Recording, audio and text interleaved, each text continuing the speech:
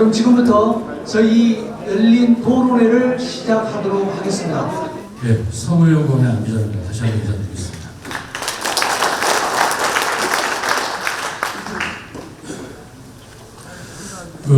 요즘 택시 하시는 분들 굉장히 힘드신 감을 보내시고 있지 않을까 생각합니다. 매년 뭐 일이 터지죠. 2014년에 우버를 쫓아낸 게 엊그제 같은데 그 다음에 뭐 FTC가 들어온다 그러더니 뭐 너나 나나 뭐 택시 비슷한 콜뜨기 비슷한 뭐 카풀 할 수 있는 거 아니냐 그러면서 그 카풀이 들어왔었고 카카오도 한다고 그랬었고 그래서 여러 가지 사회적 비용을 치르면서 그 다음에 그 과정에 카풀을 안 한다고 그러니까 그냥 타다가 들어와가지고 택시 시장을 시작하고 있습니다. 자, 이게 바로 재화의 수요 곡선입니다. 그래서 가격이 올라가면 올라갈수록 예를 들어서 마이크가 1,000만 원이나 그러면 살 수는 없겠죠. 근데 마이크가 1원이다 그러면은 사실 엄청 많을 겁니다. 그런 것 같이 재화의 수요라는 거는 가격이 내려가면 내려갈수록 이게 안 나오네요. 내려가면 내려갈수록 수량이 그러니까 수요하고자 하는 양은 많아지기 마련입니다. 반대로 공급자 측면에서 보면은 재화의 가격이 낮으면 낮을수록 공급하겠다는 의사가 별로 없겠죠. 그런데 이 재화를 1,000만 원 팔 수 있다 그러면은 사람들은 너나 나도 사겠다, 아니 공급하겠다, 아니면은 가게 같은 가게 열겠다 그렇게 할 겁니다. 그래서 그 공급 공성이라는 거는 재화의 가격이 높아질수록 점점 더 많아지는 뛸 수밖에 없는 형태가 되는데 그래서 수요 곡선과 공급 곡선이 만나는 점에서 서비스와 재화의 적정 가격, 균형 가격이 선언되고 그리고 수요 공급량이 평소에 되게 되어 있습니다. 그런데 이게 이 균형 가격이 있는데 그거를 미리서 억제했다. 그래서 뭐 이 균형 가격 아까 위에 있었죠. 밑으로 설정한다 그랬을 경우에는 그 억제된 가격에서는 수요량보다 공급량이 적을 수밖에 없습니다. 그래서 수요는 이 정도의 수요가 생기는데 공급은 이 정도의 생기지 않기 때문에 어떻게 되느냐? 그만큼의 초과 수요가 생기게 됩니다. 그렇기 때문에 당연히 살려는 사람 많고 팔려는 사람 적고 그러니까 그 수요난이 봉착하게 되는 거죠. 그래서 공급난이 봉착하게 되는 건데 그 해법은 뭐냐면은 간단합니다. 억제된 가격을 올리면은 당연히 초과 수요는 해소되기 마련입니다. 자, 보시면 알겠지만은 이게 어떤 측면이냐? 택시의 실체를 말씀드릴 겁니다. 그래서 예를 들어서 100km 택시가 중요하다고 했을 때 50km 승용을 타고 있다면 실제로 50%가 되는 거고 60km 타고 갔다 그러면 60%가 되는 겁니다. 그런데 서울시 택시 같은 경우는 아침 출근 시간대 그리고 오후 퇴근 시간대 이후 심야 시간까지 63% 넘고 있습니다. 하루한테 75%까지 나오는데요. 이런 게 뭘 말하냐 하면은 그만큼 주어진 공부에 비해서 수요가 더 엄청 많다는 걸 증명하고 있습니다. 그리고 특정 시간대뿐만 아니라 지역별로도 엄청 편차가 있습니다. 이게 뭐냐면요. 여러분 운행을 하시면은 그 운행 기록이 서울시 택시 정보 시스템에 그대로 기록이 됩니다. 이게 뭐냐면요. 그 여러분 동경이 긴자라고 아시죠? 그 긴자라는 게 동경역 바로 옆거리에 있습니다. 보시면은 지도 보시면은 요 맨 밑에 빨간색 칠한 게 동경역이고요. 그 밑에 이 큰 거리 보시죠? 이게 긴자거리입니다. 긴자거리가 두 군데가 되어 있는데 예전에 70년대, 80년대 일본 택시가 엄청 잘 나갈 때, 산을 잘 나갈 때 경기가 좋았었을 때 여기 택시 못 잡아가지고요. 사람들이 만엔짜리 들면서 택시 그랬던 시절입니다. 근데 나중에요. 어떻게 되느냐. 택시 요금도 비싸고 경기가 안 좋고 그러다 보니까 택시들이 어떤 현상이 벌어졌느냐. 긴자 거리에 줄을 쫙 섰습니다. 빈 택시가. 그것도 한 줄이 아니고 두 줄로요. 긴자 거리가 그 큰 도로가 아니거든요. 왕복 6차선으로 알고 있습니다.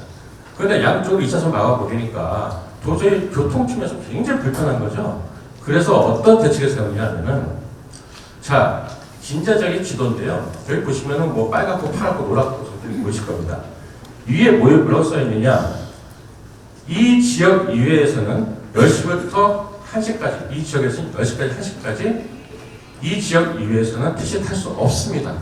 그러니까 택시 탈 때는 이 지점에서만 타고 그 나머지 지역에서는 그 정차선 안 된다, 주차선 안 된다, 그렇게 규제가 한 거죠.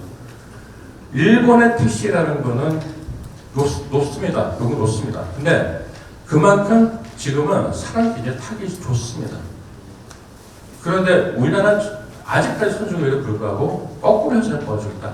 여전히 승산이 어렵다는 것은 그만큼 수급 조절이 안 되지 않았나 그런 측면에서 얘기할 수 있겠다 생각하고요. 그 가동 대수, 그러니까 가동률이 시간대별로 굉장히 떨어진 현상이 벌어지는데, 뭐 법인 택시는요 사람들이 많은 시간 많이 나옵니다. 그래서 아침 출근 시간대 그리고 저녁 심야 시간대 그 쌍구 형태로 보니까 알 수 있을 거예요. 가동률이 높다고 말씀드릴 수 있는데, 개인 택시 같은 경우는요 어떻게 4시, 5시가 제일 많으세요, 나오시는 분들이. 그리고 8시부터는 거의 다 점점 들어가기 시작하셔가지고 심야 12시 넘으면 팍 떨어집니다, 가동률이.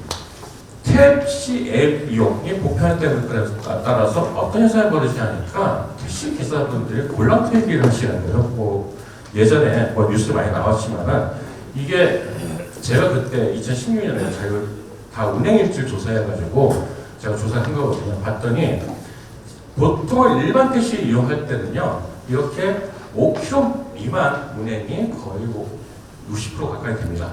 없습니다. 과반수 이상 되는 거죠. 그런데 앱을 이용한 운행 실태를 봤더니 오히려 10km 이상이 거의 과반수에 가까운 수치입니다. 그 말은 무슨 말이냐면 기사분들의 장거리는 무조건 앱으로 선호한다 말씀드릴 수 있는 거죠. 자, 그런데 택시 앱을 많이 운영하다 보니까 어떤 현상이 벌어지느냐. 승객이 있죠? 승객이 길가에 안 나가죠? 거기서 앱으로 호출합니다. 그러면 택시가 왔다가 승객에게 갑니다. 픽업을 하죠? 픽업하고 목적지로 갑니다. 가는데 문제는 뭐 승객 퇴근한 다음에 목적지 가는 거리 시간은 실차가 맞습니다. 그런데 택시에 호출 받고 승객을 픽업하러 간 그 기간이 공차입니까? 실차입니까? 공차가 아니죠. 실차죠. 왜냐? 택시 콜을 수락했는데 만약에 모시는 도중에 누군가를 다시 모셨다고 그러면 그거는 승차 거부가 되는 거죠. 다시 말하면은 이 승객을 위해서 이 택시는 수락한 순간부터 이미 승객을 태울 형태가 되는 겁니다. 그런데 아무런 요구도 안 받고 있죠. 그게 또 불안정하다는 얘기 되는 거죠. 반드시 앱을 받아야 돼요. 그 앱을 콜 수수료 받아야 되는 거예요. 그리고 기존에는 손님들 여기까지 가면서 스스로 품을 팔고 시간이나 비용을 들여서 택시를 수배했는데 왜 지금은 택시가 여기까지 모시려고 오는데도 불구하고 왜 수수료를 안 받습니까? 당연히 받아야 되는 거죠. 그런 측면도 있고요. 이 자체가 이거를 실차라고 보게 된다고 그러면은 지금 우리가 통계내는 실차의 개념보다도 그 수치보다도 더 높은 수치가 나올 수밖에 없습니다. 강제 부채를 해야 되는 거죠. 그러면서 꼴수수료를 부과시킬 수 있어야 됩니다. 지금 기사들이 다 부담을 제거해서 기사들 부담일 수도 있고 회사 부담일 수 있고 부담을 그 사업자 측에 넘기면서 이용자 측은 아무 부담도 안 한다? 그거는 좀 문제가 있다고 생각해요. 합리적인 요금 부담이라 그러면은 콜 수수료를 부담시켜야 되고요. 그리고요, 이거 어떤 측면이냐 그러면요, 실제로 자기가 품 팔아가면서 대로에서 택시를 잡는 사람하고 형평성 문제가 생기는 거예요. 왜냐? 그 사람 대한 부담을 이 상태에 전가시키는 거예요. 그런 측면에서 요금에 대한 조정이 좀 강력히 요구된다고 생각하고요. 개인 택시 하시는 분들 강제적으로 여직불 주식까지 좀 나와달라. 한 달에 몇 번 나와달라. 의무적으로. 그랬더니 그때 뭐라고 하셨냐면은 그 개인 택시는 자영업자인데 자영업자는 뭐 권리도 없냐 그러면서 말씀하신 것 같아요. 그런데 그게 그런 프레임을 가지면 안 되는 게 타다나 예전에 카카오나 뭐라고 그랬습니까? 자영업자고 했습니다. 개인 택시건 범 택시건. 택시 사업자가 어떻게 자영업자죠? 자영업자가 아닙니다. 연업자입니다. 스스로 자영업자라는 프레임이 올가는 순간 여기저기 공격을 받을 수가 없습니다. 택시 하시는 분들은 연업자입니다. 연업자가 뭐냐? 일정 부분 권리를 인정해 주면서 의무를 부과시키는 거예요. 반대 얘기하면 의무를 부담하는 대신에 권리를 드릴 겁니다. 그러면은 그 서울시가 좀 나아달라고 할 때 거기에 대해서 자영업자 프레임을 올리시면 어떻게 보면 자승자반 노래가 되는 거예요. 그래서 전 일정 부분 뭐 거기서 기자 충원도 어렵고 이런 상황에서 그 구조하시는 분들은 적자기에 나온다고 그래요. 그런데 이런 생각 해봤어요. 그 개인 택시 부재하면은 어떤 효과가 있을까? 그런 측면에서 해할 뿐만 아니라 그리고 예전에 서울시가 얘기했던 의무 운행 그런 부분과 연동시켜가지고 부재를 하면서 해제하면서 그 의무 운행 시간 그런 것을 좀 설치하는 게 좋지 않을까 생각을 해봤고요. 최선의 공공정책은 요금정책을 생각합니다. 지금의 할증 시간이 12시간이다. 만약에 10시 그리고 더 나가서 10시라고 그럽니다. 그러면 택시 기사분들이 그렇게 일찍 들어갈까요? 그렇게 생각하지 않습니다. 그러니까 공급정책을 논하기 전에 기본적으로 요금이 틀린 측면 그리고 요금이라는 게 어떻게 보면은 기사분들의 활동화에서 유인 요소가 되고 이센티브가 돼야 되는데 그런 그와 배치되는 요소가 있지 않을까 곰곰이 생각할 필요가 있지 않을까 생각합니다. 이상입니다.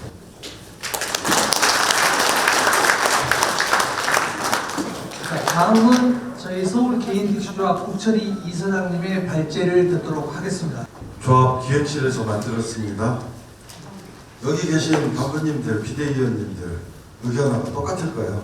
아주 압축적으로 간략하게 표시했습니다.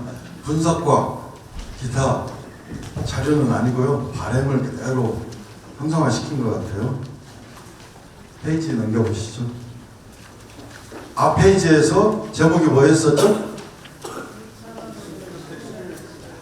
자, 핵심은 우리가 승천안으로 토론을 했지만 시민의 택시를 만들자.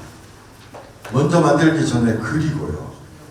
그래서 시민의 택시에서 앞에 승천안 얘기가 나왔잖아요. 오늘 이 자리서부터 얘기하고 토론해서 실제 승천안이 반년내에 없어지는 새로운 서울 구상하는 겁니다.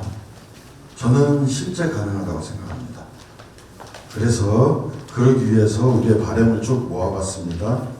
승천안 역사적이었던 거고요. 또 승천안이 있음에도 불구하고 승객이 많이 있는데 좀 가면 안 되나? 그리고 시민들 입장에 좀 오면 안 되나? 라고 생각했습니다.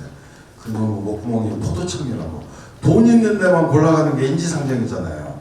그래서 그 충돌 상황을 표현을 했고요. 다음 넘어가 주시죠.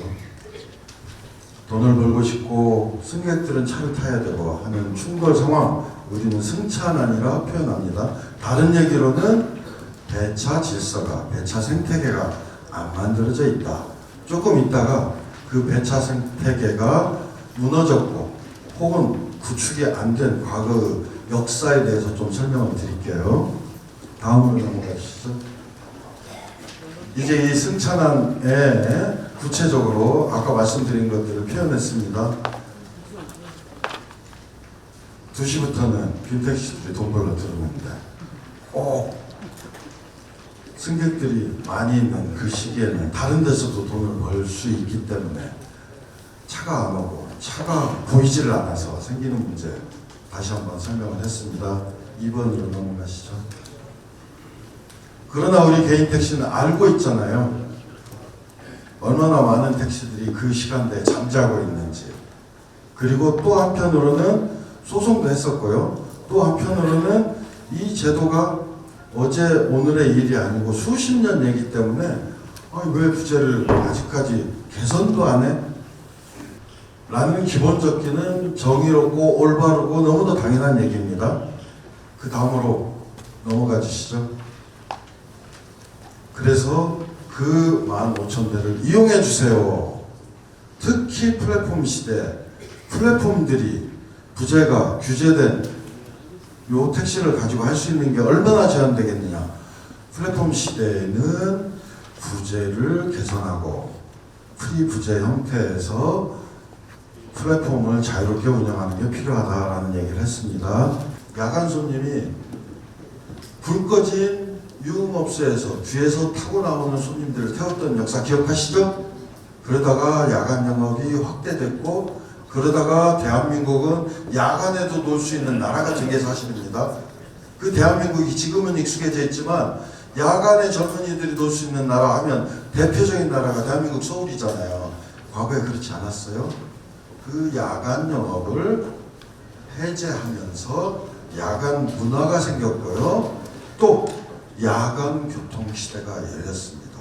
이 야간 교통 시대에 대해서 대안 없었잖아요.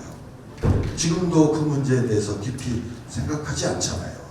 그리고 지금 2020년으로 넘어가는 이 시점에 우리는 또 한 번 개인 택시보다 적은 회사 택시 기사 3만 5천 명이 안 되는 이 시대를 통계로 봤잖아요. 자, 중심은 어디로 갑니까? 개인 택시입니다. 자, 서울시 택시 정책은 개인 택시 중심으로 설계를 해야 맞습니다. 속절없이 2만 대 이상 줄어들어서 개인 택시 중심 시대로 간 겁니다. 모든 설계도는 개인 택시 중심으로 설계돼야 맞습니다. 저희는 이렇게 할 것입니다. 배차 시스템을 혁신해서 출근 시간에, 저녁 퇴근 시간에, 심야 시간에 우리가 그 시간을 해내고, 그러면 낮에 저희가 쉴 수 있습니다. 낮에 회사 택시가 더 벌어도 됩니다. 실제로 이런 통계가 있습니다. 부재를 일시적으로 해제했더니 회사 택시, 개인 택시 매출이, 개인 택시 선배님들 매출이 젊은 우리 조합원님 매출로 이동하고, 또 회사 택시 매출이 개인 택시 매출로 이동했을 걸로 추정하시죠? 맞습니다. 그러나 우리가 생각하지 못하는 것이 있습니다. 출근 시간에, 야간 시간에 부재가 일시 해제돼서 그 시간에 일을 하니 낮 시간이 비어가지고 낮 시간에 회사 택시 매출이 올랐답니다. 이 의미 있는 통계 최대한으로 발굴하고 다른 근무 시스템과 새로운 고급 제도나 등등도 엮어서 회사 택시도 할 수 있도록 하고 회사 택시 매출 증대로 갈 수 있는 시사점이 있다고 봅니다. 그러면 회사 택시와 상생할 수 있잖아요. 크게 과거의 새로운 배차 시스템이 정비되지 않는 과거 30년을 합승시대, 통금시대, 자가용시대, 증차시대, 노령화시대라는 걸로 좀 정리했습니다. 정리했지만 대안이 없잖아요. 대안에서는 짧게 얘기하겠습니다. 전환기 과제가요, 과거에 우리들의 요구는 주로 요금이었습니다. 배차에 대해서도 서비스에 대해서도 연결시켜서 요구를 하긴 했습니다. 그 중에 탄력 요금제를 전면화하거나 탄력 시스템을 갖추는 할증 시간의 조기 도입이나 할증률의 확대 등등을 얘기를 했었죠. 근데 요금 문제보다도 배차 문제와 응대 서비스 문제가 더 주된 문제로 제기되는 시점이다. 특히 앞서 말씀드렸지만 과거의 30년 합승시대의 종료 이후로 배차 문제에 대한 접근이 제대로 이루어지지 않았다. 단 탄력요금제로 조합도 안기정 박사님께서도 줄기차게 요구했지만 시민들의 설득이 제대로 되지 않으면서 지연된 20년이었다 이렇게 보여집니다. 그래서 수요 측면에서 탄력요금제가 아니라 공급 측면에서 탄력성을 얘기를 하면 시민들이 더 쉽게 받아들이고 이해하시면 우리가 근무제를 변형시키거나 배차를 선진화시키는데 회의 승낙하실 거다라는 결론을 일부 내렸습니다. 그래서 근무를 탄력적으로 할 수 있게끔, 예를 들면 출근 시간에 월간 20개를 찍으면, 퇴근 시간에 20개를 찍으면, 심야 시간에 20개를 찍으면 부재 좀 완화시켜주면 되잖아요. 시민들의 정부에, 서울시에 지상 목표가 승천 안 해줬는데 우리가 다 달라는 거 아니잖아요. 시범 먼저 하자. 그걸 의무운행제라고 표현을 해도 되고요. 그걸 수행제라고 표현을 해도 돼요. 그래서 그런 형태로 가면 전면적으로 해결이 되기 전에 시민들이 지켜볼 때 검증 과정을 거칠 수 있겠다라고 생각을 합니다. 두 번째로는 배차 앱을, 지능적인 배차 앱을 하라고 그랬더니 한번 만들어 놓고 개선을 안 해요. 카카오가 독점적인 주의를 하면 독점적인 주의에 맞게 기술 개발을 해야 되는데 안 했습니다. 오히려 우리 기사님들이 그걸 원하고 다른 식으로 변경시키면 우리 기사님들이 앱을 탑재한다라고 해서 안 한 게 이쪽 목적지 표시풀입니다. 근데 그건 저희가 사실은 주장했던 겁니다. 서울시는 목적지 미표시를 했었고 당시에 우리는 목적지 표시로 갔습니다. 그러나 그 폐해가 너무 심각하게 드러났습니다. 그래서 지금은 목적지와 목적지 표시와 미표시를 시간, 지역, 용도에 맞게 재편성할 필요가 있죠.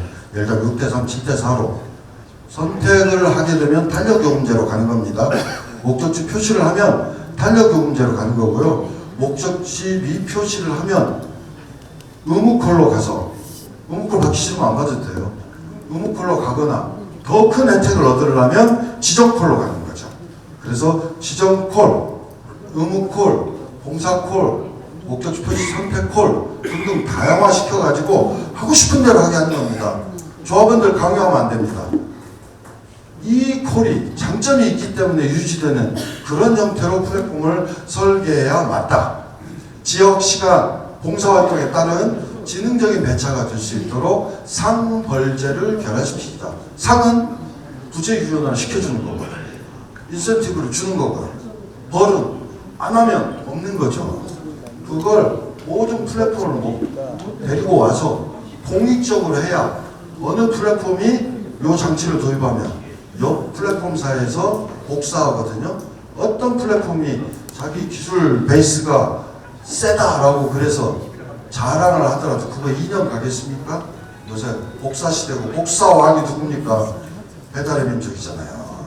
그래서 모든 사람 다 복사해 가고 단 우리는 당신들이 만들건 복사하고 우리는 그 중에 좋은 앱에 플랫폼에 이용권을 가져야죠. 이용권 1년만 가지면 됩니다. 왜? 우리 조합원님들은 어느 플랫폼을 이용하다가도 조합에서 이 플랫폼으로 가세요 라고 하면 다 갑니다. 우리 조합원님은 진짜 다 갑니다. 그래서 굳이 그 플랫폼을 앱을 소유할 필요 없습니다. 저희가 4월 1일 플랫폼 시대로 5천 플랫폼이 서너 개 만들어질 수 있도록 그 전에 공급 부분에서 부재와 플랫폼 앱의 표시 방식의 변경과 인센티브 등등을 변경하는 이 작업을 할 예정으로 있는데요. 오늘의 첫 토론이니만큼 관심 많이 가져주시고요. 나중에는 진짜 시민 토론회에서 시민들이 이런 얘기를 할 수 있도록 저희가 이슈화를 많이 시켜야 될 걸로 봅니다. 최종 기착점은 갤럽 여론조사에서 어찌됐든 이 배차 제도의 변경에 대해서 80% 찬성하는 겁니다. 그 다음에 또 최종 귀결점은 국민청원을 해서 한 50만 명이 저희 의견에 찬성해 주셔야 우리 뜻이 해결되니까 그때까지 여기 계신 간부님들이 4월 1일 전에요. 추석 전후라고 해서 관심 끄지 마시고 요 플랫폼 배차 서비스에 대해서 신경 써주실 거죠? 네. 이상 마치겠습니다. 평상시 저희 국철이 이사님께서 우리 업권을 위해서 워낙 고민도 많이 하시고 연구도 많이 하시다 보니까 좀 시간이 길어졌습니다. 그렇지만 그 꿈 또 바라시는 염원들 우리 조합원님들을 위해서 반드시 이루어 주십사 하는 차원에서 힘찬 격려의 박수 한번 부탁드리겠습니다. 2부의 지정 및 자유 토론 전에 택시 승차난과 관련한 저희 조합에서 마련한 약 3분 정도의 영상을 잠깐 제공을 해드리도록 하겠습니다. 영상 보여드리도록 하겠습니다.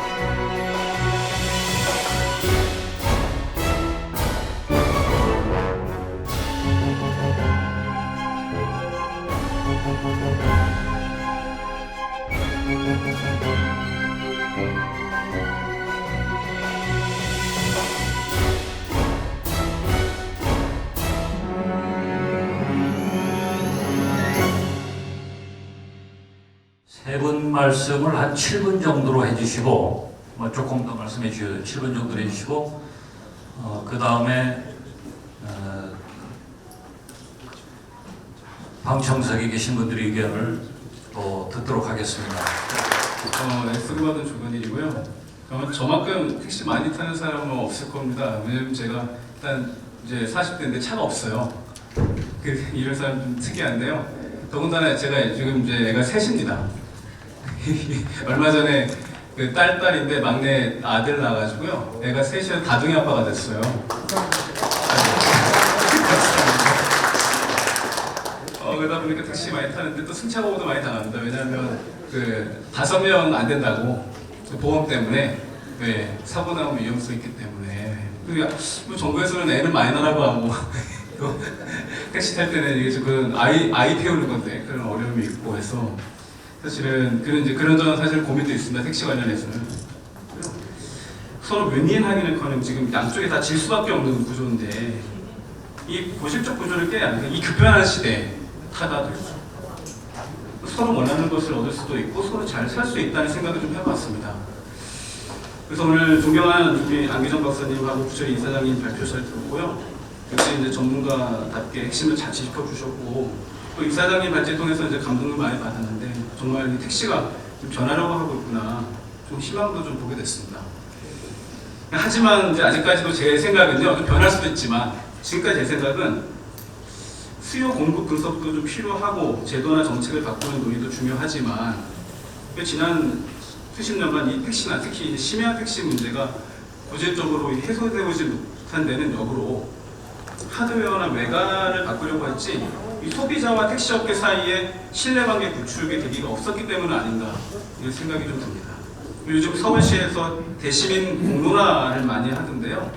그거 좀 유행처럼 번지는 것 같아서 좀 우려도 됩니다만은 이 공론화는 주제 선정의 핵심입니다. 제가 보기에는 이 심야 택시 문제는 규제를 강화하고 완화 조절해가지고 해도 좀 되겠지만 공론화를 통해서 지방자치단체하고 소비자 시민하고 업계랑 플랫폼 사업자들이 함께 좀 장시간 시간을 좀 들여가지고 머리를 맞대고 마음껏 서로 의견도 좀 내고 여러분들 얘기를 잠깐 플로어 얘기를 한 5분 10분 듣고 정리하는 게 아니고 아주 오랜 기간 좀 같이 토론하면서 진짜 목소리를 들어가면서 해결 지점을 좀 찾아볼 수도 있겠다 이렇게 보고요. 그래서 그렇게 정리된 내용을 시민과 업계 지자체가 함께 합의된 내용을 선언도 해보면 좋겠다는 생각이고요. 택시업계가 변화라고 애쓰는 것에 대한 어떤 대사회적 공감대도 된다고 봅니다. 시민교통안전협회 대표를 맡고 있는 김기복이라고 합니다. 반갑습니다. 여기 함께 좌석에 하신 분들 가운데는 저를 아시는 분들도 계시고 특히 또 제 목소리를 기억하시는 분들이 많이 계실 거예요. 왜냐하면 제가 오랜 기간 동안 이 교통 프로그램에서 방송을 해왔기 때문에 기억하시는 분들도 많이 계실 겁니다. 이 택시 운행 부재하고 탄력 요금제 문제는 정말 이슈 중의 이슈고 반드시 풀어야 될 과제라고 저도 생각을 합니다. 이 심야 시간대 승차난 해소뿐만이 아니고 여러분들도 잘 아시는 것처럼 지금 현재 주 52시간 근무가 원칙으로 되어 있습니다. 이렇게 되어 있으면 지금 여러분들도 약국이나 병원에 가셔서 이용해 보시면 아세요. 주말에 가시면 20%씩 더 요금 지불하셔야 되죠. 마찬가지로 택시도 마찬가지입니다. 택시도 9시부터 저녁 9시까지 기본으로 보고 그 이전과 그 이후 시간대는 할증 요금 받아야 돼요. 네. 그렇지 않습니까? 그 근로기준법에 명시되어 있는 거고 또 그리고 더 나가서 아까 우리 안 박사님이 자세히 설명을 해주셨는데 제가 개인적으로 여러분들한테 한번 물어볼게요. 여러분들 지금 사장님들이죠. 개인 택시 사업 면허를 가지고 하시는. 그래도 저기 사업자 등록증 갖고 있잖아요. 네. 그 면허권자하고 사업자하고 또 다른 거죠. 그런데 여러분들 사장님 맞습니까? 조금 더 심하게 말씀드리면 여러분들은 최저임금도 받지 못하고 계시는 노동자이면서도 저 최하위에 계시는 분들이에요. 솔직히 한번 말씀드려볼까요? 최저임금을 받는 기준에서 8시간 정도 근무해서 받을 수 있는 돈이 약 160, 70만 원 정도 돼요. 그럼 여러분들이 160, 70만 원 정도의 급여를 받으려면 지금 1시간에 22,000원 정도의 매출을 평균적으로 올려야 됩니다. 근데 아까 안 박사님 발표하는 내용에서 보셨죠? 시간당 15,000원에서 2만원 올릴 수 있는 시간이 몇 시간 되는가? 그럼 24시간 기준으로 보면 기본적으로 재원이 되질 않아요. 최저임금을 줄 수 있는 이 구조가 되지 못한다는 얘기죠. 그럼 이게 뭐가 잘못된 거예요? 요금 구조가 잘못된 거죠. 이와 함께 한 발 더 나가서 우리 고령화 문제도 좀 해결하고 또 개인 택시 쪽에 대한 발전을 좀 기여하기 위해서 꼭 필요한 것이 대리운전 제도라고 생각이 듭니다. 그래서 좀 고령자분들이 하루에 진짜 뭐 한 10시간씩, 12시간씩 근무하기 어려우신 분들, 이분들이 좀 자유롭게 대리 운전을 시킬 수 있도록 허용해주는 방안, 이런 제도가 필요하다고 봅니다. 그래서 택시 운전 자격증을 가진 사람은 누구나 개인 택시 대리 운전을 할 수 있도록 이런 제도를 만들어서 직접 무슨 일, 꼭 지금처럼 허가를 받고 뭐 조건이 맞아야 대리를 주는 것이 아니고 언제든지 자격을 갖춘 운전자에게는 대리운전을 줄 수 있도록, 대리운전을 시킬 수 있도록 이렇게 좀 대폭적인 이 제도를 완화하는 것이 필요하겠다 이렇게 봅니다. 뭐 자가용 영업행위도 풀자고 하는데 뭐 이걸 못 풀겠습니까? 부재 못 풀겠습니까? 부재도 풀고 다 이런 것도 풀자고 하는 마당에 좀 발전을 위해서 필요한 우리 개인 택시뿐만 아니라 이렇게 되면은 운행 효율도 높아질 거고 또 그만큼 뭐 큰 보탬은 안 되겠지만 뭐 몸이 아파서 운행을 못하신 개인 택시 사업자분들에게 경제적인 이득도 될 거고요. 우리 이용하는 시민들 입장에서도 솔직히 요즘 법인 택시하고 개인 택시하고 뭐 달라요? 전 다른 거 못 느끼겠어요. 그런 측면에서 택시 운전 자격증을 가진 사람이라면 누구나 이렇게 대리운전을 할 수 있도록 하고 그게 부족하다면 택시 운전 자격 제도를 좀 강화할 필요가 있다. 택시 운전 자격 제도를 강화해서 대리운전 제도를 좀 완화해서 편리하게 이용할 수 있도록 하는 방안을 좀 제안하고 싶습니다. 이상입니다. 마지막으로 카카오모빌리티의 이재호 연구소장님 말씀해 주십시오. 안녕하세요. 저는 카카오 모빌리티 디지털 공장에서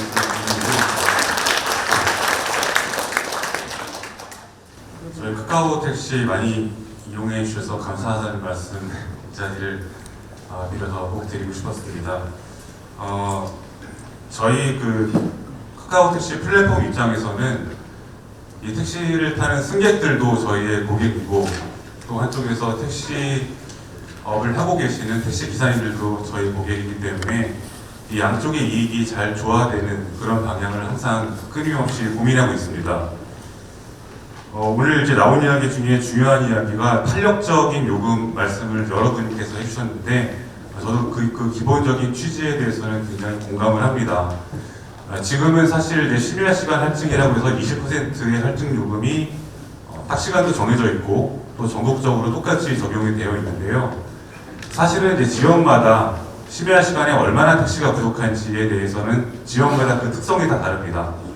서울이 다르고 대구가 다르고 대전이 다르고 또 세종시 같은 곳에서는 택시가 더 없고 또 어떤 지방자치단체는 심야 시간에 또 택시 타기가 비교적 수월한 그런 동네도 있습니다. 대부분의 택시가 일반적인 중형 택시인데 소비자들 입장에서는 굉장히 다양한 택시를 원하는 그런 시대가 되었고 좀 더 부가가치, 부가적인 서비스가 제공된다라고 하면은 요금을 더 낼 의사가 있는 준비가 되어 있는 승객들도 굉장히 많습니다.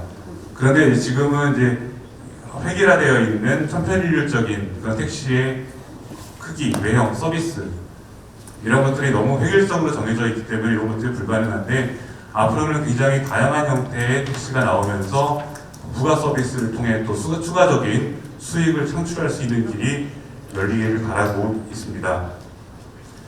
그러다 보면은 이런 다양한 시스템을 통해서 결과적으로는 택시 기사님들의 처우가 개선되고 걸어가는 수익이 많아지고 그렇게 되면 자연스럽게 젊은 층들이 택시기사라는 직업의 매력을 느껴서 유입될 수 있는 사람들이 저는 분명히 나타날 거다라고 생각을 합니다. 사실 지금은 이제 여러 가지 기술로 인해서 과거와 같은 그 합승으로 인해서 나타날 수 있는 각종 범죄들이 혹은 불안감들이 일어나지 않을 수도 있거든요. 예를 들어 승객 입장에서는 내가 처음에 택시를 탈 때 합승을 하겠다라는 그런 회사 택시를 하면은 요금도 일부 깎아주고 그 다음에 동승자가 있다는 정보를 미리 알기 때문에 뭐 이 사람이 강도가 아니다, 나랑 같이 그냥 합승하는 사람이다, 여기에 대한 확신, 신뢰가 있는 거죠. 그 다음에 기사님 입장에서도 내가 합승을 하겠다라고 열어놓은 상태에서 2명이 들어오면은 이 사람들이 나를 강도하는 사람이 아니라 진짜 뭐 예를 들어 카카오에서 잡힌 승객 1, 승객 2다라는 이런 데이터를 중심으로 하는, 기반으로 하는 뭐 신뢰가 가능하기 때문에 지금 상황에서는 한번 이런 문제도 다시 논의를 해볼 때가 되지 않았나 그렇게 생각을 합니다. 이런 식으로 하면은 결국에는 택시 기사님들의 수익이 올라가고 여기에 따라서 굉장히 많은 것들이 자연스럽게 해결되지 않을까 그렇게 기대를 해봅니다. 감사합니다.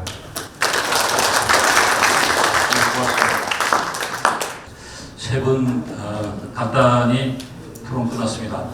정말 물어보시기 때문에 저도 뭐 전문가라서 간단히 한 말씀 드리겠습니다. 이 승차난의 문제는 결국 두 가지 아닌가.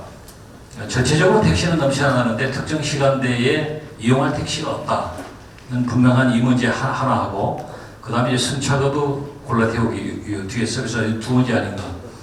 처음 문제와 관련해서 이사장이나 안기정 박사는 이제 부재 문제로 얘기를 했고 또 다양한 요금제로 또 풀어가자. 근데 이 다양한 탄력 요금제는 아까 발표 자료에 있습니다. 우리나라는 외국에 비해서 시간제로도 너무 경직되어 있고 외국에는 시간적으로도 폭도 우리처럼 12시간이나 10시에서 아침 6시 다양하게 하고 있고 어제 여러분들이 뭐 크리스마스 겪었습니다만 런던인가는 크리스마스 때 할증요금, 이브 할증요금, 또 신년 뉴이어 그때도 할증요금 특정 때 있고 또 싱가포르의 경우는 특정 지역 우리 같으면 홍대 광화문 특정 지역에서 손님 탈 때 특정 지역 할증요금 이런 것도 있거든요. 근데 이런 부분은 시장 원리에 맞는 그 당연한 방법인데 문제는 현실적으로 도입하는데 시민이 부담이 따르기 때문에 그 지난번에 겪었습니다. 시의회나 정부 차원에서 이 부분이 상당히 어렵다는 게 문제가 있습니다.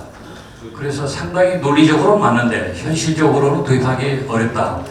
그래서 제가 생각하는 방법은 이것을 서비스와 좀 다양한 방법으로 선택 기회를 주면서 외국에서 시행하고 있는 다양한 이 탄력 요금제를 도입을 하면 시민에 대한 저항도 적지 않을까 저는 그렇게 생각을 합니다. 제 의견은 뭐 이 정도로 하고요. 이 방청객에 계신 분들의 의견을 듣는 시간을 마련하겠습니다. 먼저 제게 쪽지를 주셨습니다. 그 승차난 해소에 대해서 아주 큰 관심을 갖고 오늘 참석하셨다고 그랬는데 부천의 송춘옥 조합장님 어디 계십니까? 예, 간단히 먼저 좀 말씀해 주시죠.